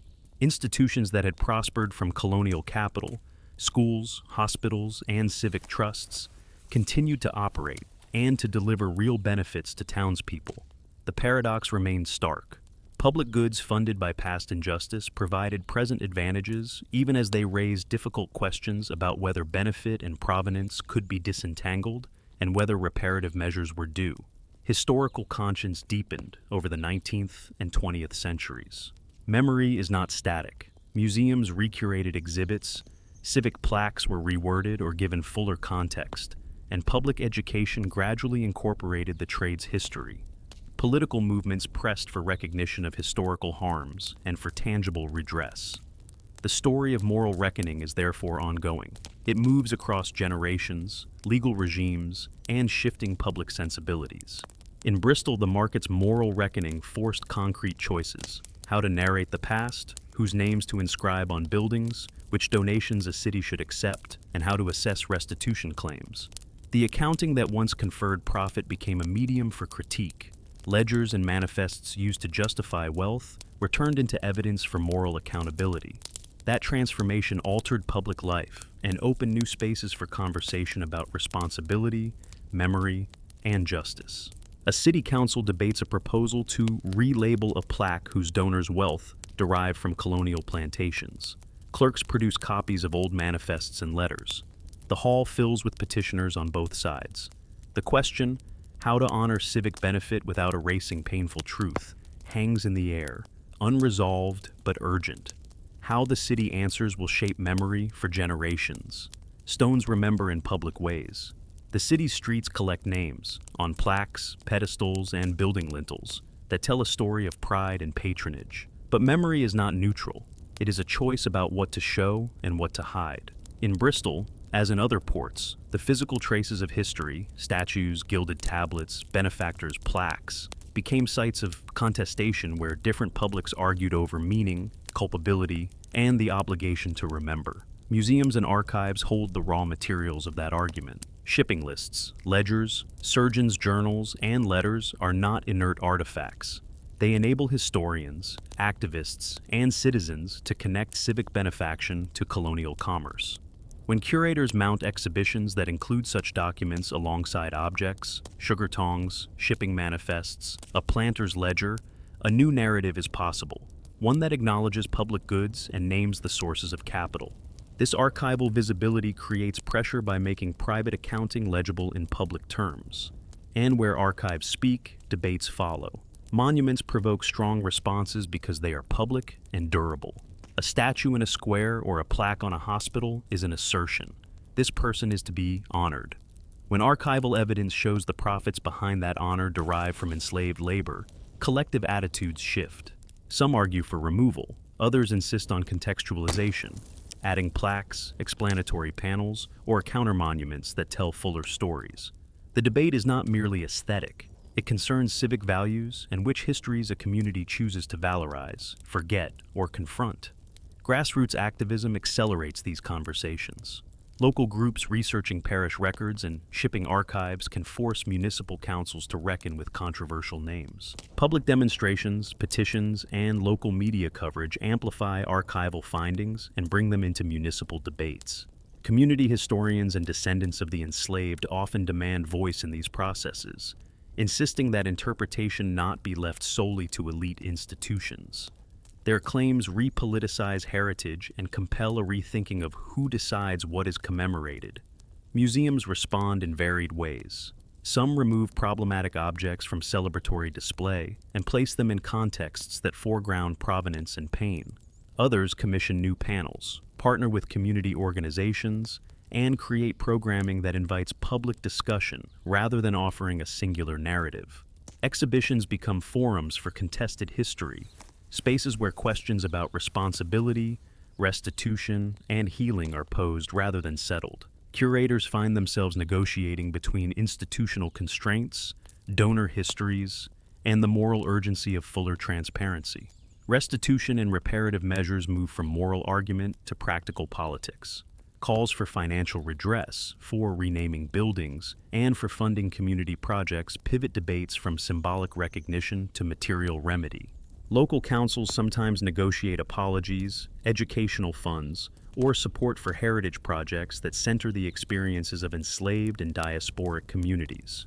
Such steps are uneven and contested. Some see them as meaningful beginnings, others as inadequate gestures that paper over deeper inequalities. Legal claims occasionally appear in these disputes. Descendant groups and civic institutions may pursue claims over archival access, ownership of objects, or the terms of public commemoration. Legal frameworks vary. Some jurisdictions oblige public bodies to consult communities on reinterpretation. Others provide little recourse beyond protest and persuasion. The law can be a tool for change, but it is often slow and limited in scope. So much of the struggle plays out in civic rooms, committee hearings, and the court of public opinion. Art and counter-monuments reshape public spaces imaginatively. Artists install works that interrupt established narratives. Benches engraved with missing names, murals that depict the ocean routes, or interactive installations that invite passersby to listen to recorded testimonies. Counter-monuments do not simply erase. They add layers of meaning and offer places for reflection. They can be provisional and rapidly responsive, giving immediate voice while larger legal and institutional changes proceed at a different pace. Education is central. Curricula that integrate local histories of Atlantic commerce teach students to read the city's fabric critically. School visits to docks and museums, assignments that ask pupils to trace a plaque's funding, and projects that gather oral histories help create a citizenry equipped to engage with contested heritage.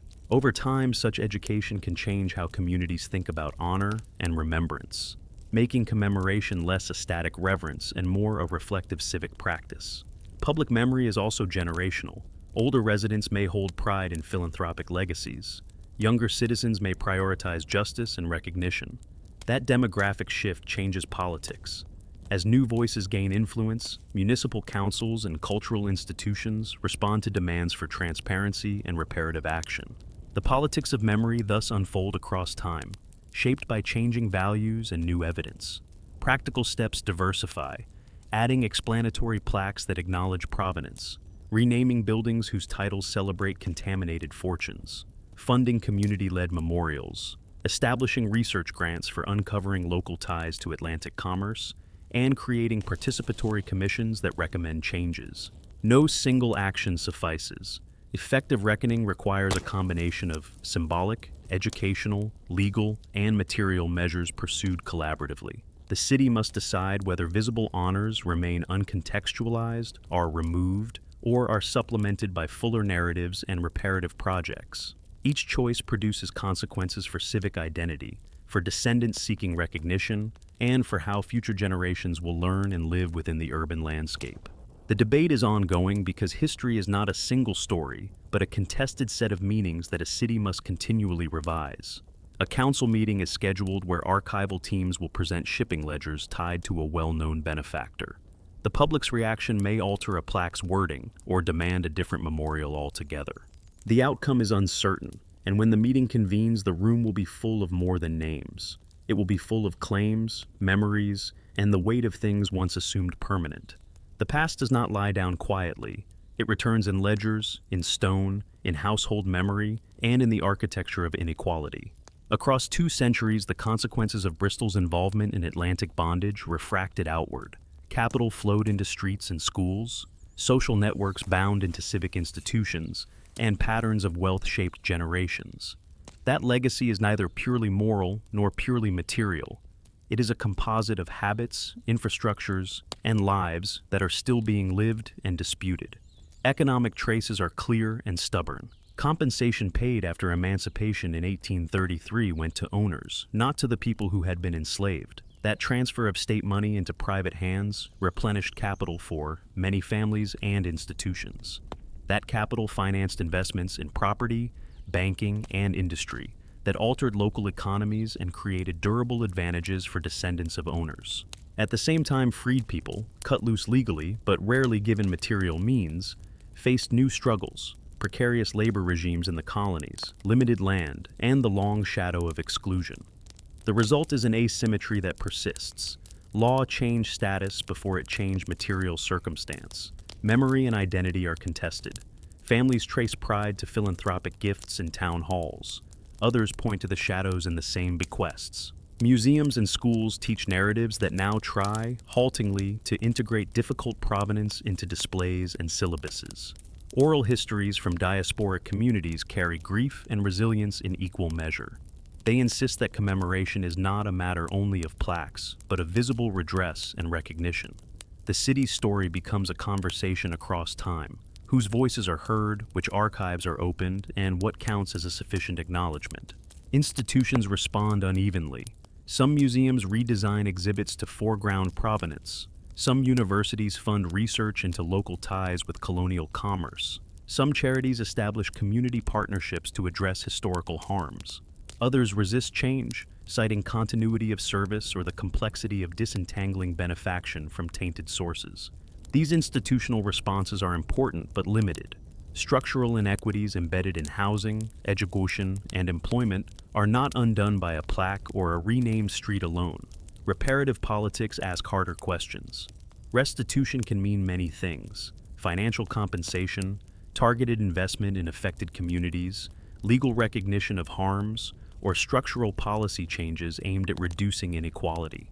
Debates about reparations are knotty. They involve questions of legal standing, of identifying eligible claimants across diasporas, and of quantifying historical harm in contemporary terms. They also force a city to reckon publicly with who benefits and who bears costs, questions that are political as much as they are moral. Practical steps already being tried in different places offer a menu of options, some symbolic, some material.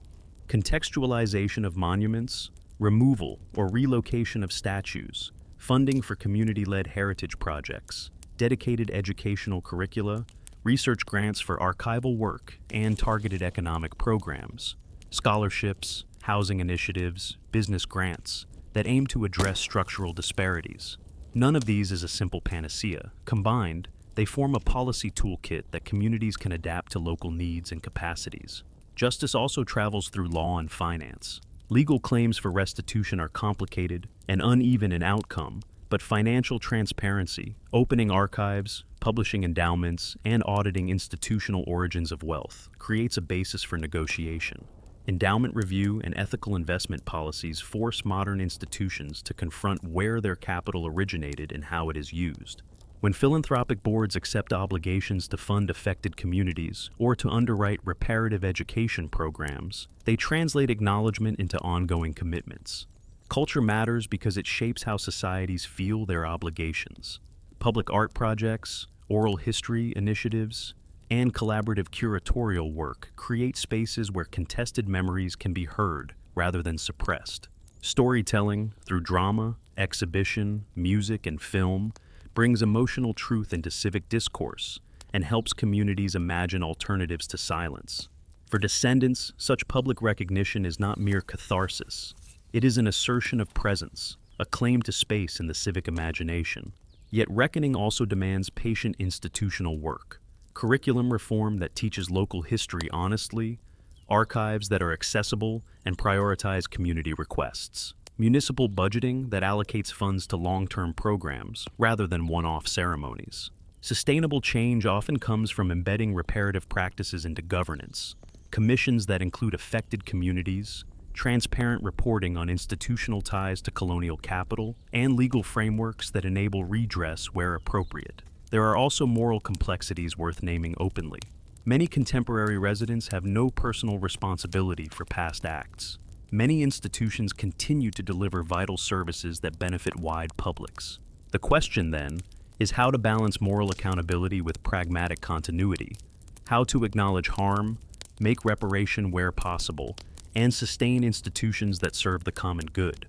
Honest reckoning resists both erasure and denial. It insists on truth-telling while building pathways to repair. Across generations, the conversation shifts. Younger citizens often insist on bolder measures, contextualization, renaming, material restitution, while older residents may emphasize continuity and caution. These generational tensions are not simply oppositions. They are the raw material of democracy. Public processes that include listening, evidence, and shared decision-making convert conflict into possibility. Ultimately, the measure of a city's reckoning is not the neatness of its statements, but the durability of its action. Commemorative plaques and museum labels are important, but so are policies that improve educational access, expand economic opportunity, and create endowments governed with reparative intent. When civic life includes structures that materially change prospects for those historically excluded, the moral project moves from symbolism to transformation. The ledger will remain a stubborn witness. Account books, manifests, and legal papers can be read by those willing to see the patterns. What follows from that reading is a choice, a set of civic commitments about truth, redress, and shared futures. A council may vote to fund reparative scholarships, a museum may open an archive and commission a community-led exhibit, a school might require local history that names sources of wealth. Each act reframes memory and distributes obligation differently. A child in a classroom traces a map of Atlantic routes. An elder in a community center recounts a family story.